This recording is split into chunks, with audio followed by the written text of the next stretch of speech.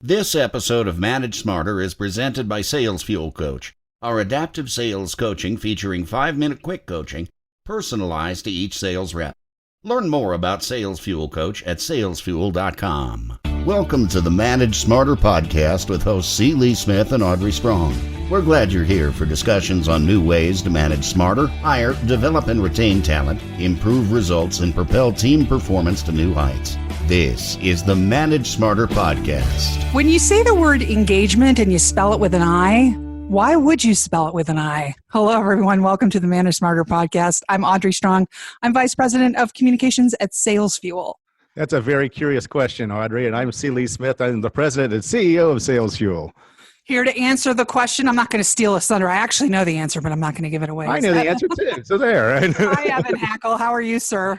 I am fantastic and ready to answer the question if you'd like the answer now. Well, let me tell people a little bit about you before you do.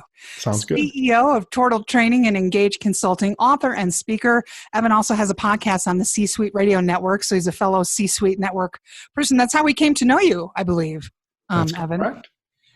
Training Unleashed, the creator of Ingaged Leadership Concept and Brand. You're a thought leader in the fields of leadership and success. You also have a book called Ingaging with an I, Leadership. Okay, so what's the answer? The answer is it's a higher level of engagement. It includes involvement, so that you're involving people, not just engaging people. And involving people gets everybody moving in the same direction. Tell me a little bit about the umbrella philosophy that you teach people. So simple engagement is you say, okay, guys, here's our vision. Here's where we're going. Here's what we're doing. And Audrey, here's your part. Okay. Involvement goes, hey, we'd like to know what you think. How can we better do what we do? What are your thoughts? And incorporating everyone's thoughts into the business planning. That wouldn't necessarily mean changing the vision of the company, because that's something obviously that's well ingrained. But in terms of the strategy or the tactics of the company, so that you say, okay, guys, here's the plan for the year. Everyone, thank you for your input. That everyone was actually involved. People weren't actually just talked to. So you gain two valuable things: the insight of the people actually doing the work, which is huge, because a lot of times you ever heard the term "beware of high-level dumb." Well, it's a real problem. And secondly, people that are involved, engaged with an I, have a whole different attitude about supporting the organization, because they were part of the process and they have ownership in the process. And when people have ownership, they act differently than people that sit back and say, I just can't believe what these people are thinking we're doing. Do they know nothing? Mm-hmm. And that change from ownership to ownership has a huge impact on companies. I was fortunate. I ran a company. We had an average growth rate of 29% for 20 years. Grew from very small to 10 billion in system-wide sales in 20 years through this concept of engagement and involving people and not talking down to people, but really understanding and being able to work together as a team. A lot of my fellow managers and leaders will do an engagement survey, or just an annual survey asking employees what they think. And what I see happen sometimes, though, is that they fail then to communicate what everybody said in the survey or what the overriding themes are. Then they fail really to meet and do anything about it. So how do you get them past that, and then go to the next step, which is what you're talking about, which is where the managers aren't sitting in a room somewhere trying to figure out solutions to the problem, where you're trying to get everybody engaged and trying to be part of the solution? Well, I'm glad you brought that up, because size of the organization exponentially makes engagement more difficult, but not impossible. So you want a process where, if you're in a very large organization, surveys of people are certainly a good thing to do. There's nothing wrong with them, particularly if they're open-ended. But people have to know that people actually listen to them, and you've shared results and you've given results. But I like to go to another level, which essentially is where you go to the level of management above, the people that don't have managers, and you ask them, hey, get your team together, and here's an exercise we'd like you to do with that team to give us insight. And then those managers then bring that information up to the next level. So the information keeps flowing to the key stakeholders who eventually will be in the final discussions on the strategy and tactics for the company. So it is absolutely possible. I did it in organizations, with 30, 40,000 people. I consulted with an organization that had likely 50 or 60,000 people in the entire organization, and you can get interaction and feedback. It just got to be more planned, more deliberate, more thought out. To get the buy-in. What are some of the other characteristics of people who are fully engaged, other than having those team meetings and the information and the ideas percolating from the bottom up, as you say? Well, people that are engaged, you're going to find the turnover to be much lower. You're going to find them recruiting for you. You're going to find them selling for you. When you believe in something, your actions are different. And when you make a business, and I use this term like a family, where people, I'm not saying it's literally like a family, but people care at this deeper level. They don't fight. They don't argue like brothers and sisters. Not that part of family, right? Right. No, not the fighting for sure, but the passion and the support. The big question, Net Promoter Score, is would you recommend this to a friend, right? And if a person works at a company and they would recommend working there to a friend, that's a lot different. I mean, have you ever talked to somebody and said, what do you think of the company? Would you recommend I work there? And person says, no, stay away. I mean, I hear that all the time. There are tons of statistics out there that talk about the very high percentage of people that wish they worked for a different company. And it makes a difference how people act when they're positive, when they believe, and they're passionate. They're more productive. I'm going to circle back to that group exercise you mentioned. One of the things I liked about the book, there's lots of group exercises in there. Can you maybe share one or two of them then with everybody that they can try out on their own? Well, I'll tell you the one that I like the most is the simplest exercise there is. It's not really a group exercise, but it's simply going around and asking everyone in their own words to share the vision of the company. And that's an eye opener. It is an eye opener. And, there's this whole, theory of, different areas of awareness. And I'm sure you've heard this is, where the lowest level of awareness is you don't know what you don't know. And then the next level is you know what you don't know. Then the next level is you know what you need to know and you know it. And then the last level is you know it, but you don't know what you know. You're a subconscious competent, meaning you don't even know why, you just do it. It's just natural. I mean, if we all sit back and think about breathing, we breathe every day. If you said, describe how you literally breathe, we have no clue. And what happens is that people at the high ends of businesses, they know what the company needs to do, but they just know it so inherently, they don't go to that next step of sharing it. Yeah, it's hard to communicate that.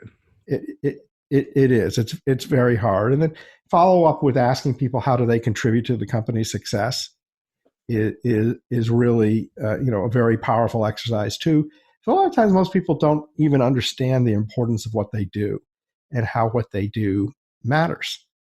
And it's important. It's important. You have an accountability component to that exercise, though, when you ask people, what are you doing in your role with this company to facilitate the vision that we're trying to create? Can you talk about that piece of it? Well, what you want people to do is to directly be able to identify those key things, and then how can they learn to be better? How can they create a personal development plan where you sit down with somebody and say, what are the things that we need to do together to get you to the next level to be better? Right. And that to me is, a really important part. I'm thinking about another word that begins with IN.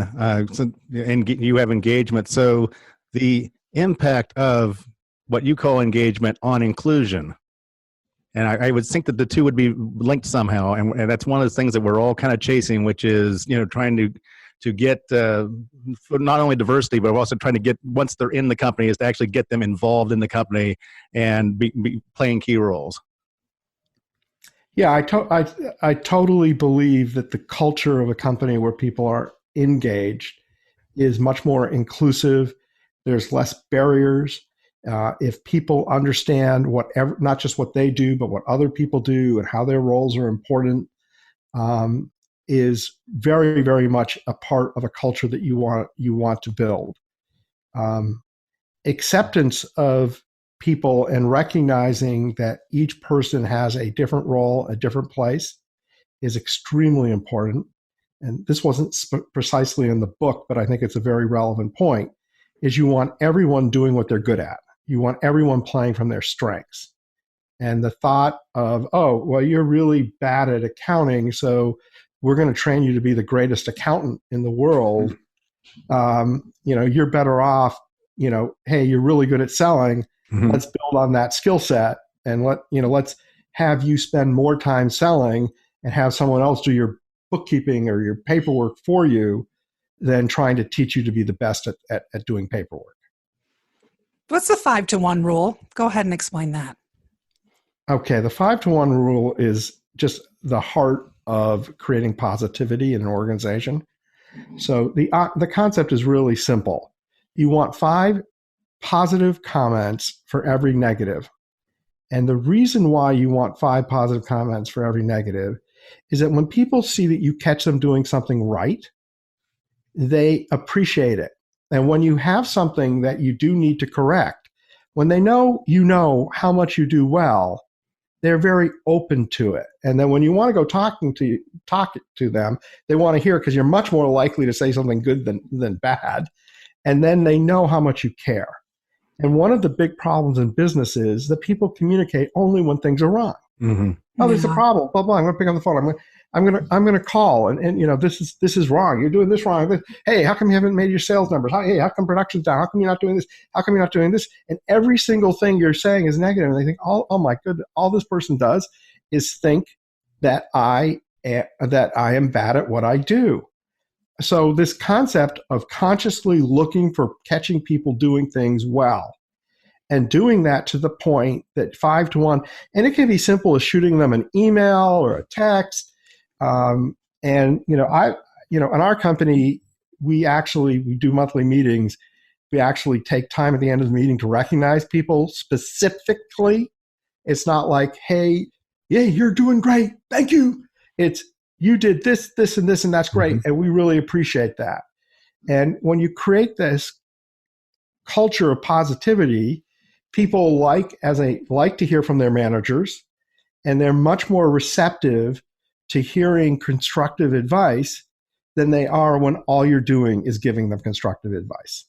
Plus, it seems they hear the constructive stuff more than the positive stuff. So even if they were a 1-to-1 ratio, they would still have the impression then that all you do is bitch and complain about my work, even though that you're given equal numbers. So that's what I really like about the 5-to-1 ratio, because it gives you a fighting chance of making them feel like there's some balance there. Yeah. There was a book a long time ago that used to talk about compliment somebody, tell them what they need to improve, and then compliment them again. Mm-hmm. And a very famous book. I'll leave it nameless. Is it that sandwich technique that we hear so much about? Yes. Okay.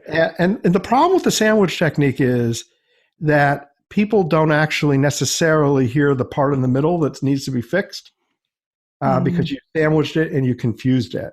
So when I have constructive criticism, I'm not going to sit there and give them 5 good things and now here's the one thing you need.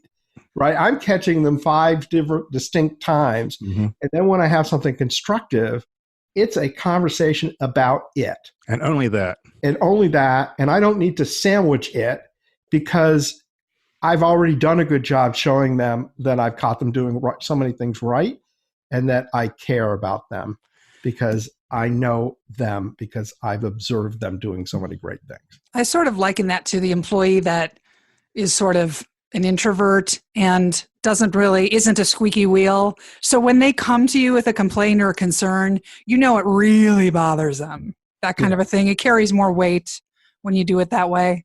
And is that implementing that really the difference in your mind between being a manager and being a leader? That was one of the things I also wanted to ask you, because you say they're two different things, and I'd love to hear your definition of the difference.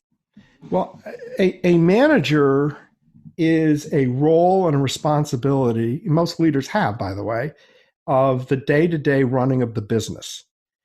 A manager is a person that, is looking at the numbers, looking at the forecast, is hiring people, is doing reviews, is coaching, all of those things.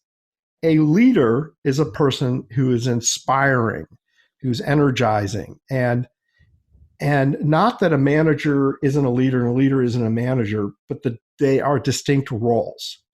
And if you spend all your time as a leader in an organization and never as a manager, and let's just say it's a small organization, then it's great. Everyone's feeling great, but no one's paying attention to the to-do list and the things and actions that have to happen. Conversely, if you're spending all your time managing but not leading, then there's no good morale. You're going to have turnover is going to be high. That's why in most bigger organizations, you have a CEO who is that leader, and you got the COO who is that doer manager who's taking their time to really make sure that everything is happening within the company. But in smaller companies, of course, the CEO's really got both roles. They're the leader and the manager. And you can't just be one. Having said that, you're not Jekyll and Hyde, right? And you still follow the 5-to-1 rule as a manager.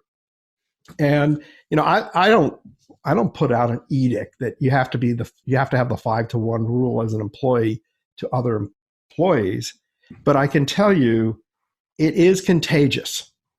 When leadership is constantly catching people doing things right, other people are catching other people doing things right. And you will hear people complimenting, sending out emails, and identifying other people because they're following the lead of the leader. So I'm sure we have some managers listening right now that says, Evan, I'm really picking up what you're putting down there, and I want my company to be, to have a higher level of engagement. What's the biggest obstacle that most managers face in trying to improve the level of engagement with their teams? What most managers will tell you is that there isn't buy-in at senior level, and that they can want this, but that's not happening. And so I will say the biggest obstacle is people realizing no matter what level you are in the company, you can make a difference, and you can be the mirror that other people follow. And that even if you don't have that top role, by you being outstanding at what you do, you will have greater support within the organization, and that's how you get to the top. That makes sense. Well, I know you're looking, the book is Ingaging Leadership, and I know you're looking for speaking opportunities, Evan. So the website is Evan Hackel, that's Hackel, speaks.com, Hackel on Twitter, Evan Hackel on LinkedIn. And do you want to tell us a little bit about the book? Well, the book is basically 21 ways to elevate and be a stronger leader. It's spelled with an I. You can get it on Amazon or any place like that. I will tell you that the book isn't just about leadership in business. It's about leadership in life.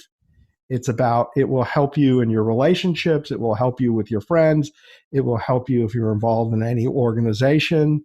And it is full of ideas and suggestions to improve communication. And it can have and I'm very proud of the book, a very powerful impact on people's lives. So that's why I do these shows. That's why I wrote the book. Well, it's fantastic. We're so glad you're here today. We hope everybody will share this podcast far and wide, tell a friend or a colleague. I'm going to do the sales pitch. Subscribe, rate, and review. We need the 5 stars to help move us up in the rankings. Or you can look at us at the C-Suite Network. ManageSmarter.com is where our show lives and breathes. And Evan, this episode and all the other past episodes will be on there. And if you have a guest inquiry, there's a form at the very bottom of the page. You go ahead and shoot us a guest suggestion. We're open to topics and people and everything. So, Evan, it's such a privilege having you be part of our list of guests over the years. So, thank you. Love being here. Thank you. Great question. And also then for our listeners, then if you are in training or work with trainers, something like that, Evan's podcast is definitely worth a listen. Training Unleashed, I believe is the name of it. Is that right? That's correct. TrainingUnleashed.net is our website. We're also on C-Suite Radio. And by the way, my guess is that you will find this amazing interview of C. Lee Smith on there. Actually, it was really insightful, so I highly recommend it. And it was Evan, and you were an outstanding guest today too, Evan, and we really appreciate it. My pleasure. Thanks for listening. If you enjoyed the show, please rate and recommend on iTunes, Overcast, or wherever you get your podcasts.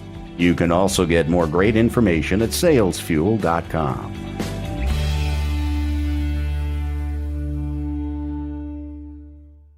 This podcast is a part of the C-Suite Radio Network. For more top business podcasts, visit c-suiteradio.com.